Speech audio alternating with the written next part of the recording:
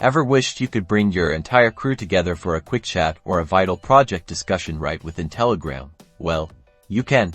Let's dive into how you can master group video calls on Telegram, transforming your chats into dynamic visual conversations. First, open the Telegram app and navigate to the group chat you want to initiate a video call with. Once you're in the group chat, look for the paperclip icon, which is typically found near the message input field. Tap on the paperclip icon. This will reveal a menu of options. From this menu, select the video chat option.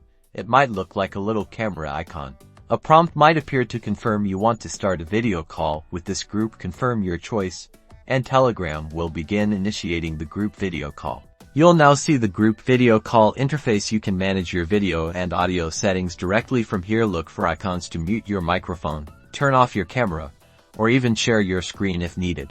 Want to bring more people into the conversation? No problem. During an active video call, you can usually find an Add Participant button or a plus icon to invite more members from your Telegram contacts, or even enter a link for external guests. To end the call, simply tap the prominent End Call button, usually displayed as a red hang-up icon. You can leave the call yourself or end it for everyone, depending on who initiated it. And that's it.